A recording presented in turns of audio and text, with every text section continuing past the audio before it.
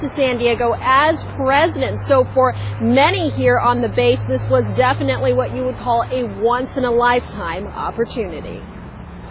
The president arrived in San Diego Thursday as part of a quick 3-day fundraising tour around California. Air Force One spotted just before noon. Fox 5's cameras caught the approach Marine Corps Air Station Miramar. As the president's plane taxied the runway, members of the military and their families eagerly awaited his arrival.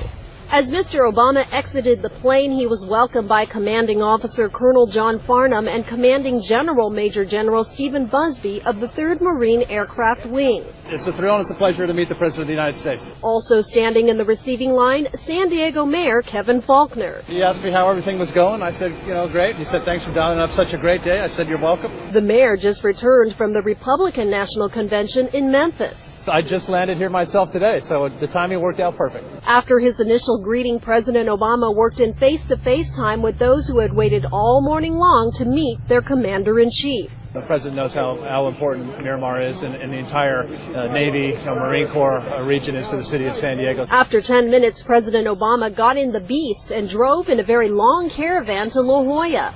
This was his 4th time visiting San Diego, but Mayor Faulconer's first time meeting the president. It was great. Very warm, very friendly to be here, obviously, and to welcome him and on behalf of the city of San Diego to San Diego. It's quite a thrill, and it's always an honor to meet the president. 3 hours later, the president returned to Air Force One, and with a quick wave, it was wheels up. Next stop, San Jose. And in San Jose, President Obama will be attending 2 more fundraisers. Now, as you can imagine, while he was here, security was extremely tight. We're not only talking about the traffic areas where Mr. Obama traveled through town and police had to block them off, but also there was a no-fly zone in all of San Diego while the president was here, not to mention the security check that we endured while we were on base, a security check that lasted for about an hour. But of course, it's always an honor to cover the president's arrival, so we really didn't mind. Kathleen? And as you're mentioning, it is quite a feat to orchestrate a presidential visit, and I would assume that's why they chose NCAS Miramar to bring in Air Force One as opposed to Lindbergh Field. Correct. If they had chosen Lindbergh Field, it would be really difficult because you have all the civilians to deal with too.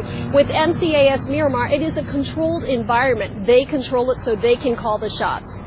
And speaking as someone who was on the tarmac, our mayor, Kevin Faulconer, seemed thrilled, as he said, to meet the president, but he himself had just touched down. Did his schedule barely allow for him to meet the president?